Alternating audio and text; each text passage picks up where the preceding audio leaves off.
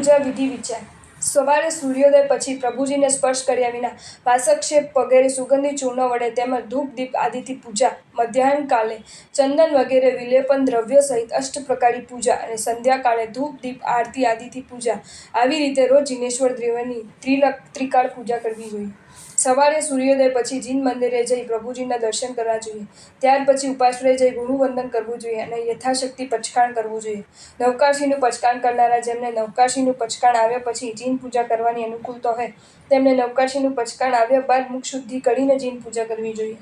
મધ્યાહન કાલે અષ્ટપ્રકારી પૂજા કરનારને તથા ઉપવાસ આદિ તપ કરનારને તપ એ જ સર્વશુદ્ધિકારક છે, માટે તેમને મુખ શુદ્ધિનો પ્રશ્ન રહેતો નથી. શરીરના કોઈ પણ ભાગમાંથી રસી નીકળવાનું ચાલુ હોય ત્યારે અંગ પૂજા કરાય નહીં. સ્ત્રીએ પુરુષનો વેશ પહેરીને પૂજા કરાય નહીં. મધ્યાહનકાલીન અષ્ટપ્રકારી પૂજા બપોરનું ભોજન કરતા પહેલા કરવી જોઈએ. મધ્યાહનકાલે અષ્ટપ્રકારી પૂજા કરવા માટે લીલ ફૂગ આદિ વનસ્પતિ અને ત્રસજીવો વગેરેની સમતલ વિશુદ્ધ ભૂમિ ઉપર જાડા વસ્ત્રથી ગાળેલા પવિત્ર પરિમિત જલ વડે વિધિપૂર્વક સ્નાન કરવું જોઈએ. સ્નાન કરતી વખતે લઘુશંકા કરાય નહીં. સ્નાન કર્યા પછી સ્નાન કર્યા વગરના અને અપવિત્ર વસ્ત્ર કે શરીરવાળા કોઈને પણ અડાય નહીં. સ્નાન કરતી વખતનું ભીનું વસ્ત્ર ઊન કે શણ વગેરેના બનેલા સૂકા અને પવિત્ર વસ્ત્રથી બદલવું જોઈએ. પૂજા કરવી જતે વખતે માથું લૂછીને વાળ બરાબર ઓળવા જોઈએ. વિખરાયેલા અને ટપકતા પાણીવાળા વાળ રાખીને પૂજા કરવા જવાય નહીં. પવિત્ર સ્થળે ઉત્તર દિશા સન્મુખ રાખી પૂજા માટેના ધોતી અને ખેસ આ બે વસ્ત્રો ધારણ કરવા જોઈએ. પૂજા માટે પુરુષોને ધોતી અને ખેસ આ બે સિવ્યા સાંધ્યા વગરના અખંડ વસ્ત્રો પહેરવાની અને સ્ત્રીઓએ 3 વસ્ત્રો પહેરવાની આજ્ઞા છે. પૂજાના વસ્ત્રો આપણે પોતાના જ રાખવા જોઈએ. બીજાએ પહેરેલા વસ્ત્રો વપરાય નહીં. પૂજાના વસ્ત્રો પ્રાય સફેદ, સુંદર, સ્વચ્છ, પવિત્ર અને અખંડ હોવા જોઈએ. તેને વારંવાર ધૂપવા જોઈએ. પૂજાના વસ્ત્રો પરસેવાથી ગંધાતા, મેલા, ફાટેલા, સાંધેલા અને બળેલા ન હોવા જોઈએ. પૂજાનું કાર્ય પતી ગયા પછી તરત જ કાઢી નાખવા જોઈએ. પૂજાના પ્રયોજન વિના તેનું વધુ વખત પહેરી રખાય નહીં. પોતાનું ઘર ઘણું દૂર હોય અને પૂજા કર્યા પછી વ્યાખ્યાન સાંભળવા બેસવાનું હોય તો પૂજા કરવા માટે ઘરેથી નીકળતી વખતે પોતાના ચાલુ વસ્ત્રો પણ થેલીમાં સાથે લઈ લેવા જોઈએ અને પૂજાના વસ્ત્રો બદલીને વ્યાખ્યાન સાંભળવા બેસવું જોઈએ. એથી વાછૂટ આદિને કારણે પૂજાના વસ્ત્રો અપવિત્ર બને નહીં. પૂજાના વસ્ત્રો પહેરીને વાછૂટ કરાય નહીં. પૂજાના વસ્ત્રો પહેરીને ખવાય પીવાય નહીં. પૂજાના વસ્ત્રો પહેરીને સામાયિક પ્રતિક્રમણ થાય નહીં. પૂજાના વસ્ત્રો વડે પરસેવો, નાક, હાથ, પગ, મોઢું વગેરે લૂછાય નહીં. તે માટે નેપકિન જેવું કોઈ અલગ વસ્ત્ર રાખવું જોઈએ. પૂજાના વસ્ત્રો રોજ ધોવા જોઈએ. છેવટે પાણીમાં તો બોળવા જ જોઈએ. પૂજાના વસ્ત્રો અલગ જ ધોવા જોઈએ, અલગ જ સૂકવવા જોઈએ અને કબાટ વગેરેમાં પણ અલગ જ રાખવા જોઈએ. તેને ચાલુ વસ્ત્રોની સાથે ધોવાય, સૂકવાય કે રખાય નહીં. અંતરાયવાળી સ્ત્રીએ પૂજાના વસ્ત્રો ધોવાય નહીં. તેને અડાય પણ નહીં. અંતરાયવાળી સ્ત્રીએ ધોયેલા અને એકવાર પણ મળમૂત્રથી અપવિત્ર બનેલા પૂજાના વસ્ત્રો ફરીથી પૂજામાં વપરાય નહીં. ખાસ નોંધ: ઉપરની બધી બાબતો પૂજારીના વસ્ત્રો માટે પણ સમજવાની છે. ધોતિયાનો ઉપયોગ ખેસ તરીકે અને ખેસનો ઉપયોગ ધોતિયા તરીકે કરાય નહીં. જે ખેસ બાળકોના ધોતિયા તરીકે વપરાતો હોય તે ક્યારેય ખેસ તરીકે વપરાઈ શકાય નહીં. પૂજામાં એક વસ્ત્રનો નિષેધ છે. એકલું ધોતિયું પહેરીને ખેસ પહેર્યા વિના પૂજા કરાય નહીં. ખેસ વિના ઉઘાડા શરીરે પ્રભુજી સમક્ષ જવું કે ઊભા રહેવું યોગ્ય નથી. પુરુષને ધોતી અને ખેસ આ 2 વસ્ત્રો અને સ્ત્રીને 3 વસ્ત્રો પહેર્યા વિના પૂજા કરવી કલ્પે નહીં. જયણાપૂર્વક પગ ધોયા પછી જિનાલયમાં પ્રવેશ કરવો જોઈએ. સ્નાન કર્યા વિના મલિન શરીરે અને મલિન વસ્ત્રો પહેરીને પ્રભુજીનો સ્પર્શ કરાય નહીં. અંગ પૂજાનું કાર્ય શરૂ કરતા પહેલા હાથ સારી રીતે ધોવા જોઈએ અને ધોયા પછી ધૂપ લેવા જોઈએ. જેમ જ અંગ પૂજાના દ્રવ્યોને પણ ધૂપી લેવા જોઈએ. પ્રક્ષાળ માટેના પાણીથી હાથ ધોવાય નહીં. શ્રદ્ધા સંપન્ન શ્રાવકોએ સંયોગોને અનુકૂળ બનાવવાનો પ્રયત્ન કરીને પણ સ્વદ્રવ્યથી પૂજા કરવાની ભાવનાવાળો બનવું જોઈએ. પૂજાના દ્રવ્ય બીજા પાસેથી માંગીને મેળવવા યોગ્ય નથી. માંગીને મેળવેલા દ્રવ્યોને સ્વદ્રવ્ય કહેવાય નહીં. બીજાએ પ્રભુ ભક્તિ કરવા માટે આપેલા દ્રવ્યોને પણ સ્વદ્રવ્ય કહેવાય નહીં. પોતાના પૈસે ખર્ચીને મેળવેલા દ્રવ્યોને જ સ્વદ્રવ્ય કહેવાય. તમામ ધાર્મિક પ્રવૃત્તિઓ ભગવાન શ્રી જિનેશ્વર દેવની આજ્ઞાને શિરોમાન્ય કરીને કરવાની હોય છે. શ્રીજીનાજ્ઞા શિરોમાન્ય કરવાના પ્રતીક રૂપે પૂજા કરનારે પૂજા કરતા પહેલા પોતાના કપાળમાં ચંદનનું તિલક અવશ્ય કરવું જોઈએ અને તે માટે ચંદન અલગ હોવું જોઈએ. તિલક કરવા માટેના ચંદનથી ભગવાનની પૂજા થાય નહીં. તિલક કરીને જ રંગ મંડપમાં પ્રવેશ કરવો જોઈએ. તિલક આખો દિવસ રાખવું જોઈએ. અંગ પૂજા કરતી વખતે શરીરના કોઈ પણ ભાગ ઉપર પાટો બાંધેલા ન હોય તે ઉત્તમ માર્ગ છે. અનિવાર્ય કારણસર પાટો બાંધેલો રાખવો જ પડે તેમ હોય ત્યારે ત્યાં રસ્સી પરું ન નીકળતી હોય તો સ્નાન કરતી વખતે તે ભાગને સારી રીતે ધોઈને સ્વચ્છ કરવો જોઈએ અને ત્યાં મળમૂત્રનો ત્યાગ કરતી વખતે પહેરેલો ન હોય પણ પૂજાના સમયે બાંધવા માટે જ અલગ રાખેલો હોય તેવા શુદ્ધ અને સ્વચ્છ પાટો જ બાંધવો જોઈએ.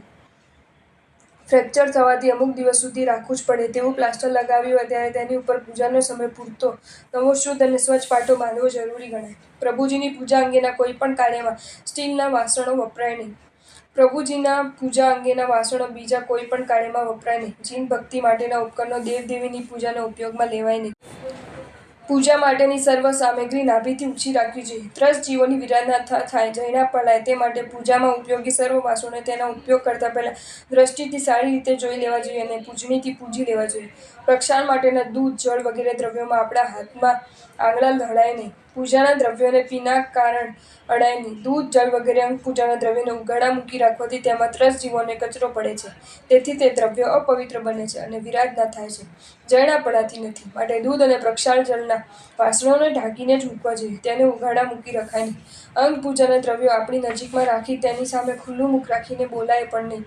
બોલવાથી તેમાં મુખમાંથી થૂંક ઉડીને પડવાનો સંભવ છે. પૂજા માટેનું ચંદન ઘસતા પહેલા ઓરસિયાને પૂંજીને સારી રીતે ધોઈ નાખવો જોઈએ. મુખકોશ બાંધીને ચંદન ઘસવું જોઈએ. ઉનાળામાં ચંદન ઘસતી વખતે તેમાં પરસેવાનું ટીપું પડી ના જાય તેની ખૂબ સાવધાની રાખવી જોઈએ. પૂજાનું નામ ચંદન પૂજા હોવા છતાં તેમાં સુગંધ વધારવા માટે ભેળવાતા દ્રવ્યોમાં કેસરની મુખ્યતા હોવાથી ચંદન પૂજાને કેસર પૂજા પણ કહેવાય છે. કેસરનું પ્રમાણ થોડું અને ચંદનનું પ્રમાણ વધારે હોવાથી ચંદન પૂજા કહેવાય છે. ફૂલ સ્વયં પવિત્ર છે. તેને પાણીમાં રગદોળાય નહીં. ફૂલને પાણી વડે ધોવાથી તેમાં રહેલા ત્રસ્ત જીવોની વિરાધના થવાનો સંભવ છે. પક્ષીની ચરક પડેલા, જીવડાઓએ ખાધેલા, જમીન ઉપર પડેલા, ખંડિત થયેલા, કરમાયેલા, અપવિત્ર મનુષ્યોથી સ્પર્શાયેલા, અધમાર્ગને અડેલા, મલિન વસ્ત્રમાં ગ્રહણ કરાયેલા કે રખાયેલા, અપવિત્ર પુષ્પ વડે તેમજ પવિત્રતાના વિષયમાં શંકાવાળા પુષ્પ વડે પ્રભુ પૂજા થઈ શકે નહીં. અષ્ટપડ મુખકોશ ખેસના છેડાની 3 વાર ઘડી કરવાથી તેના 8 પડ થાય છે. ગભારામાં દાખલ થતા પહેલા ખેસની 8 પડવાળા છેડા વડે નાક ઢંકાય તે રીતે મુખકોશ બાંધવો જોઈએ. મુખકોશ બાંધીને ગભારામાં દાખલ થયા પછી અંગ પૂજા મૌનપણે કરવી જોઈએ. ગભારામાં કોઈની પણ સાથે વાતચીત કરાય નહીં. સવાલ જવાબ કરવાની જરૂર પડે તો પણ કામ ઇશારાથી જ પતાવવું જોઈએ. અંગ પૂજાના દુહા પણ મનમાં જ બોલવા જોઈએ. અવાજ કાઢીને બોલાય નહીં. પ્રભુ ભક્તિના સર્વ કાર્યો શાંતિથી ધીમે ધીમે કરવા જોઈએ. ગભારામાં ઝડપથી ચલાય પણ નહીં. મુખકોશ બાંધ્યા વિના ભગવાનની નજીક જવાય નહીં. અંગ પૂજાના પ્રયોજન વિના પ્રભુજીની નજીકમાં ઊભો પણ રહેવાય નહીં. અંગ પૂજા થઈ ગયા પછી વિના કારણ ગભારામાં વધુ સમય રહેવાય નહીં. અંગ પૂજા નિમિત્તે ગભારામાં રહેવું પડે ત્યાં સુધી મુખ અને નાક ઢંકાય તે રીતે મુખકોશ બાંધો રાખવો જોઈએ. પૂજા કરતી વખતે શરીર ખંજવાળાય નહીં. છીંક, બગાસું, ઉધરસ કે ખોખારો ખવાય નહીં. વાછૂટ પણ કરાય નહીં. આવી કોઈ પણ જાતની હાજત થાય કે તરત જ ગભારાની બહાર આવી જવું જોઈએ. શક્ય હોય તો રંગમંડળ પર બહાર જઈને હાજત ટાળવી જોઈએ. ગરમીના દિવસોમાં પરસેવો લૂછવા માટે નેપકિન જેવું અલગ વસ્ત્ર રાખવું જોઈએ. તેનાથી પરસેવો વારંવાર લૂછવો જોઈએ અને પરસેવો લૂછ્યા પછી હાથ ધોવા જોઈએ. ઠંડીના દિવસોમાં નાક સાફ કરવાની જરૂર પડતી હોય તેને નાક સાફ કર્યા પછી નાકની આસપાસનો ભાગ અને હાથ અવશ્ય ધોવા જોઈએ. પ્રતિમાજી ઉપર ફેરવવાની મોરપીંછીને પબાસણ ઉપર કે દિવાળ ઉપર ફેરવાય નહીં. તેને થાળમાં જ મુકાય. જમીન ઉપર મુકાય નહીં. તેને પબાસણ ઉપર ફેરવવાની પૂંજણી અને બીજી અપવિત્ર વસ્તુઓ સાથે રખાય નહીં. પબાસણ ઉપર પૂંજણી ફેરવતી વખતે તે પ્રભુજીને અડી ના જાય તે માટે ખૂબ સાવધાની રાખવી જોઈએ. હાલમાં વાલાકુંચીનો ઉપયોગ પ્રભુજીની મોટી આશાત ન થાય તે રીતે કરાઈ રહ્યો છે. બિનજરૂરી રીતે આખાય પ્રતિમાજી ઉપર એવો ભાર દઈને વાલાકુંચી ઘસાય છે કે જેને પરિણામે પ્રભુજીના આંખ, કાન અને નાક પણ ઘસાઈ જાય છે. પ્રભુ પ્રતિમા એ સાક્ષાત અરિહંત પરમાત્મા સમાન છે. આ પૃથ્વી તલ ઉપર વિચરતા દેહધારી અનંત પરમાત્માની કાયા આપણી કાયા કરતાં કોઈ ઘણી વાર વધારે સુકોમલ હોય છે. જે રીતે પ્રભુ પ્રતિમા ઉપર વાલાકુંચી ઘસવામાં આવે છે એ જ રીતે આપણા શરીર ઉપર માત્ર 1 જ મિનિટ વાલાકુંચી ઘસવામાં આવે તો પણ આપણને ભયંકર પીડા થાય અને આપણું શરીર લોહી લુહાણ થઈ જાય. તો એ વાલાકુંચી સાક્ષાત તીર્થંકર સમા પ્રભુ પ્રતિમા ઉપર ઘણી વાર સુધી ભાર દઈને ઘસવાથી તીર્થંકર પરમાત્માની કેટલી મોટી આશા ન થાય એ અવિવેકપૂર્વક વાલાકુંચી ઘસનારે સ્વયં વિચારવા યોગ્ય છે. સકલાગ રહસ્ય વેદી પૂજ્ય આચાર્ય શ્રી દાનશ્રી શિવાજી મહારાજ વિરચિત વિવિધ પ્રશ્નોત્તર ભાગ 2 પાના 60 ઉપર આ વિષયમાં નીચે મુજબનું લખાયું છે. આજે વાલાકુંચીનો ઉપયોગ કરનારા પૈકીના કેટલાક એવા છે કે જેથી જેમ તેમ બોલનારાઓને વાલાકુંચીથી ભાગવાની આશા થાય છે. આ પ્રમાણે કહેવાનું કારણ મળે છે કારણ કે તેઓ વાલાકુંચીનો એટલો ખરાબ ઉપયોગ કરે છે કે જે શ્રદ્ધાળુથી પણ સહન ન થઈ શકે. વાલાકુંચીનો ઉપયોગ એટલા માટે કરવાનો છે કે પ્રભુ મૂર્તિના કોઈ પણ ભાગમાં વાસી કેસર આદિ જવા ન પામે. આ વાતને તેઓ તદ્દન ભૂલી જ ગયા છે ને એકદમ પોતાના જેટલું બળ હોય તે બળનો ઉપયોગ કરીને પ્રભુ મૂર્તિ ઉપર એ વાલાકુંચીનો કૂચડાની જેમ ઘસવા જ માંડી જાય છે. તે કોઈ પણ રીતે યોગ્ય નથી. તે મુજબ જ વાલાકુંચીનો ઉપયોગ કરવાથી તો ખરેખર ભગવાનની આશાત થાય છે. એમાં તો કોઈ જ જાતની શંકા નથી. પ્રતિમાજીના કોઈ ભાગમાં ભરાઈ ગયેલું વાસી ચંદન ભીના પોતાથી ન નીકળતું હોય ત્યારે વાળાકુંચીનો ઉપયોગ ન છૂટકે અને તે પણ વિવેકપૂર્વક, એટલે જ્યાં કેસર ભરાયું હોય તેટલા જ ભાગ પૂરતો ખૂબ જ પોચા હાથે કરવાનો છે. આપણા દાંતમાં ભરેલા ખોરાકના કણિયાની સળી વડે સુકોમલ હાથે જેટલી સાવધાનીપૂર્વક કાઢીએ છીએ તેના કરતાં પણ ઘણા વધારે સુકોમલ હાથે અને ઘણી વધારે સાવધાનીપૂર્વક પ્રતિમાજીના અંગમાં ભરાઈ ગયેલા વાસી ચંદનને કાઢવાનો પ્રયત્ન કરવાનો છે. આમ વિવેકપૂર્વક પ્રયત્ન કરવા છતાં વાંસી ચંદન રહી જાય તો ઘણી ઓછી આશાતના લાગે છે, પણ વિનાકારણ મુખ સહિત આખાએ પ્રતિમાજી ઉપર ભાર દઈને વાળાંકૂંચી ઘસીને વિવેકરહિતપણે વાસી ચંદન કાઢવાના પ્રયત્ન કરવાથી તો પ્રભુજીની ઘણી મોટી આશાતના થાય છે. માટે પ્રભુજીના પરમ ભક્ત અને પાપ ભીરુ વિવેકી આત્માઓએ કાંઈક વધુ સમય લાગે તો પણ ભીના પોતાથી પડાવીને જ વાસી ચંદન કાઢવાનો પ્રયત્ન કરવો જોઈએ. પ્રભુજીનો પક્ષાળ બે હાથ વડે કળશ ધારણ કરીને બહુમાનપૂર્વક કરવું જોઈએ. પાઠ ઉષ્ણું કરતી વખતે પ્રભુજીને તેનો જરા પણ સ્પર્શ ન થઈ જાય તેની ખૂબ કાળજી રાખવી જોઈએ. પાઠ લૂછણું કર્યા પછી અંગ લૂછણું કરતા પહેલા ગવારાની બહાર જઈને હાથ સારી રીતે ધોવા જોઈએ. પબાસન ઉપર હાથ ધોવાય નહીં. અંગ લૂછના અખંડ, સુંદર, સ્વચ્છ, સફેદ, શુદ્ધ અને સુકોમલ હોવા જોઈએ. પ્રભુજીને અંગ લૂછના જેમ બને તેમ પોચા હાથે કરવા જોઈએ. અંગ લૂછનાને સ્વચ્છ થાળમાં જ મૂકવા જોઈએ. તેને પવાસનની જમીન ઉપર મુકાય નહીં. આપણા ખભા ઉપર પણ મુકાય નહીં. તેને આપણા શરીરનો અને વસ્ત્રનો સ્પર્શ બિલકુલ થવાય દેવાય નહીં. હાથનો સ્પર્શ પણ જેમ બને તેમ ઓછો થવો જોઈએ. ધોયા પહેલાં, ધોતી વખતે અને ધોયા પછી ક્યારેય પણ અંગ લૂછના અને પાઠ લૂછનાનો સ્પર્શ થવા દેવાય નહીં. બંનેને અલગ જ રાખવા જોઈએ. અલગ જ ધોવા જોઈએ અને અલગ જ સૂકવવા જોઈએ. સૂકાઈ ગયા પછી ઘડી કરીને પણ અલગ જ રાખવા જોઈએ. આવતા જતા લોકોના શરીરનો અને વસ્ત્રનો સ્પર્શ થાય તેવી રીતે આવવા જવાના માર્ગમાં આડી દોરી બાંધીને અંગ લૂછના સૂકવાય નહીં. ટેબલ, ફાનસ, બારી, બારણા વગેરે ઉપર જ્યાં ત્યાં મલિન સ્થાનોમાં અને ગભારામાં અંગ લૂછના સૂકવાય નહીં. આવવા જવાનો માર્ગ ન હોય એવા સ્થાનમાં પવિત્ર દોરી બાંધીને પવનથી ઉડીને જમીન ઉપર પડી ના જાય તેવી રીતે સૂકવવા જોઈએ. જમીન ઉપર પડી ગયેલા અંગ લૂછના વપરાય નહીં. ધોયેલા અને ધોવા માટે અંગ લૂછનાને પણ થાળમાં જ મૂકવા જોઈએ. પબાસન ઉપર કે બીજે ક્યાંય જમીન ઉપર મુકાય નહીં. અંગ લૂછના ધોવા માટેનું સ્થાન પણ પવિત્ર અને અલુગ હોવું જોઈએ. ત્યાં અંગ લૂછના ધોતા પહેલા એ જમીનને સારી રીતે ધોઈને સાફ કરવી જોઈએ. સુકાયેલા અંગ લૂછનાને થાળમાં જ ભેગા કરવા જોઈએ. ઘડી વાળવાનું કામ પણ તેને થાળમાં રાખીને જ કરવું જોઈએ. જમીન ઉપર કે પગ ઉપર રાખીને ઘડી કરાય નહીં. ઘડી કર્યા પછી પણ થાળમાં જ મૂકવા જોઈએ. અંગ લૂછનાને ક્યારેય પણ જમીન ઉપર મુકાય નહીં. પંચ ધાતુના કે સ્ફટિકના ચલ પ્રતિમાજીને હાથમાં ધારણ કરીને ઊભા અંગ લૂછના કરાય નહીં. ઊભા અંગ લૂછના કરવાથી પ્રતિમાજી ક્યારેક હાથમાંથી છટકીને જમીન ઉપર પડી જવાનો અને ખંડિત થવાનો સંભવ રહે છે. પ્રતિમાજી પડી જાય અને ખંડિત થાય તો ઘણી મોટી આશાતના થાય. એ આશાતનાથી બચવા માટે પ્રતિમાજીને ગભારીની બહાર રંગમંડપમાં યોગ્ય સ્થળે પવિત્ર વાજોડ ઉપર પવિત્ર થાળમાં પધરાવીને બેઠા બેઠા જ અંગ લૂછના કરવા જોઈએ. અંગ લૂછના કરતી વખતે પ્રતિમાજીને આડા કે ઊંધા કરાય નહીં. પ્રતિમાજીને સીધા જ રાખીને સાવધાનીપૂર્વક અંગ લૂછના કરવા જોઈએ. પ્રતિમાજી કે સિદ્ધ ચક્રજી ગમે તેટલા નાના હોય તો પણ તેમને એક હાથે કદી પણ ઉપાડાય નહીં. એક હાથ અબહુમાન બતાવે છે અને બે હાથ બહુમાન બતાવે છે. માટે બહુમાનપૂર્વક બે હાથે જ ગ્રહણ કરવા જોઈએ. ગ્રહણ કરતી વખતે આપણા શરીરનો અને વસ્ત્રનો પ્રભુજીને બિનજરૂરી સ્પર્શ થવા દેવાય નહીં. પ્રભુજીને આપણા શરીરનો સ્પર્શ જેમ બને તેમ ઓછો થાય તે માટે ગભારાની બહાર કે બહારથી ગભારાની અંદર આત્મા ગ્રહણ કરીને નહીં પણ થાળમાં પધરાવીને લઈ જવા જોઈએ. પ્રતિમાજી થાળમાં પડી ના જાય તે માટે યોગ્ય રીતે થાળ પકડવા સાથે પહેલી આંગળી અને અંગૂઠાથી પ્રતિમાજીને પણ ધારણ કરી રાખવા જોઈએ. જેમાં પ્રભુજી પધરાવા હોય તે થાળ આપણી નાભીથી નીચે ઊંચી રાખવી જોઈએ. પ્રભુજીને થાળમાં પધરાવીને તે થાળ ઉપાડીને ગભારાની બહાર નીકળતી વખતે કે બહારથી ગભારામાં પ્રવેશ કરતી વખતે આપણે ઠોકર લાગે નહીં, પડી ના જવાય તેની પૂરેપૂરી સાવધાની રાખીને નીચે જોઈને જયનાપૂર્વક ધીમે ધીમે જ ચાલવું જોઈએ.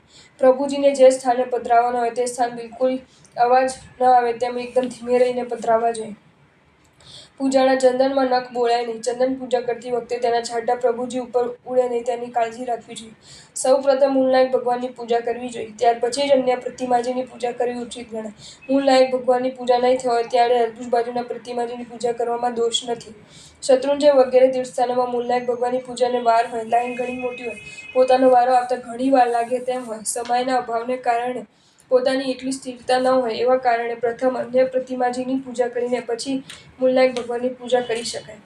પંચ ધાતુના પ્રતિમાજીની કે સિદ્ધ ચક્રની ઘંટાની પૂજા કર્યા પછી પણ આરસના પ્રતિમાજીની પૂજા કરી શકાય છે. તેમાં કોઈ દોષ નથી. પાર્શ્વનાથ ભગવાનની ફણા ઉપર પૂજા કરવી જરૂરી નથી. આમ છતાં ફણા ઉપર પૂજા કરી હોય તો ફણા પાર્શ્વનાથ ભગવાનના અંગ સ્વરૂપ મનાયેલી હોવાથી તે ચંદન વડે પ્રભુજીની પૂજા કરી શકાય છે. તેમાં કોઈ દોષ નથી. પૂજા પ્રભુજીના નવ અંગે કરવાની છે. નવ અંગ સિવાય પ્રભુજીની હથેળી કે લાંછન ઉપર પૂજા કરાય નહીં. અષ્ટમંગલની પાટલીની પૂજા કરવાની નથી. અષ્ટમંગલ તો સ્વસ્તિકની જેમ પ્રભુજી સામે આલેખવાનું છે. પ્રભુજીના જમણા પગના અંગૂઠે વારંવાર પૂજા કરવાની યોગ્ય નથી. કોઈ એક અંગ ઉપર વારંવાર પૂજા કરવાથી ચંદનના રેડા ચાળે છે. તેનાથી પ્રતિમાજી ઉપર લપેડા થાય છે અને પ્રતિમાજીની સુંદરતા ઓછી થાય છે, માટે દોષ લાગે. ગણધર ભગવંતોની પ્રતિમા સિદ્ધ અવસ્થામાં હોય તો સિદ્ધ મૂર્તિ કહેવાય. ભગવાનની પૂજા કરતી વખતે ગૌતમ સ્વામી, પુંડરીક સ્વામી આદિ ગંધર્વોની સિદ્ધ અવસ્થામાં રહેલી પ્રતિમાની પૂજા કરી શકાય. ગંધર્વોની પ્રતિમા ગુરુમુદ્રામાં રહેલી હોય તો ગુરુમૂર્તિ કહેવાય. ગુરુમૂર્તિની પૂજા ભગવાનની પૂજા કર્યા પછી થાય. ગુરુમૂર્તિની પૂજા કર્યા પછી તે ચંદનથી પ્રભુ પ્રતિમાની પૂજા કરાય નહીં. છેલ્લે દેવદેવીની પૂજા અંગૂઠીથી માત્ર કપાળે તિલક કરીને જ કરાય. નવ અંગે પૂજા કરાય નહીં. દેવદેવીનો કપાળ તિલક કર્યા પછી તે ચંદનથી પ્રભુજી અને ગુરુમૂર્તિની પૂજા કરાય નહીં. ગુરુમુદ્રામાં રહેલી ગણધરની પ્રતિમાનું પ્રક્ષાલન પ્રભુ પ્રતિમા ઉપર ચડે તો અસાધના થાય. પ્રભુ પ્રતિમા અને ગુરુમૂર્તિ માટેના અંગલુછના અલગ અલગ રાખવા જોઈએ. પ્રભુ પ્રતિમાના અંગલુછના ગુરુમૂર્તિ માટે અને ગુરુમૂર્તિ માટેના અંગલુછના પ્રભુ પ્રતિમા માટે વાપરાય નહીં. અભિષેકવાળા ફોટો દર્શનીય વંદનીય ગણાય. નવ અંગે પૂજા કરવા સિવાય કે આંગી આદિના પ્રયોજન વિના પ્રભુજીને અડાય નહીં. હાથ સિવાયનું આપણું શરીર પ્રભુજીને અડવું ન જોઈએ. આપણા વસ્ત્રો પણ પ્રભુજીને અડવા ન જોઈએ. પૂજાનો પ્રયોજન વિના પ્રભુજીના પગને હાથ અડાડાય નહીં. પ્રભુજીના ખોળામાં માથું મુકાય નહીં. નવ અંગે પૂજા થતાં વિલેપન અને અંગી કરવા માટે હાથ વડે પ્રભુજીને અડવું પડે તે જરૂરી સ્પર્શ કહેવાય. તે સિવાય પ્રભુજીને અડવું તે બિનજરૂરી સ્પર્શ કહેવાય. આપણી ઈચ્છા મુજબ પ્રભુજીનો બિનજરૂરી સ્પર્શ કરવાથી પ્રભુજીની આસાધના થાય છે. ધૂપ, દીપ, ચામર આદિ અંગ્ર પૂજા ઘરાની બહાર આવીને પ્રભુજીથી દૂર રહીને કરવી જોઈએ. નવણ જલ નમન પવિત્ર હોવાથી આપણે શરીરના નાભિની ઉપરના ભાગે જ લગાડવું જોઈએ. તેને પગ નીચે કચરાય નહીં. અપવિત્ર અને પગ તળે કચરાય તેવા સ્થાનમાં તેને પધરાવાય નહીં. શરીરના પરસેવા વગેરે મળથી મલિન થયેલી અને દુર્ગંધવાળી બનેલી આપણી હાથ ઉપર બાંધેલી રક્ષાપુટલી પ્રભુજીના પવિત્ર નવન જળમાં નખાય નહીં. ફૂલોમાં ત્રસ જીવો રહેલા હોય છે. ત્રસ જીવોની વિરાધના ન થાય તે માટે આંગી ઉપરથી ઉતરેલા ફૂલને નવન જલમાં થતા નદી, તળાવ, સમુદ્ર વગેરે જળાશયમાં પધરાવાય નહીં. શક્ય હોય ત્યાં સુધી જીવોની જૈણા પડાય તે રીતે પગમાં કાંઈ પણ પહેર્યા વિના ઉઘાડા પગે ચાલીને પૂજા કરવું જવું જોઈએ. તબિયત આદિના ખાસ કારણસર ઉઘાડા પગે જઈ શકાય તેમ ન જ હોય તો માત્ર પૂજા કરવી જતી વખતે પહેરવા માટે કપડાના બનાવેલા મોજા, ન છૂટકે સ્લીપર ખાસ અલગ રાખવાથી અવિધિમાં પણ એટલો વિવેક રાખ્યો ગણાય.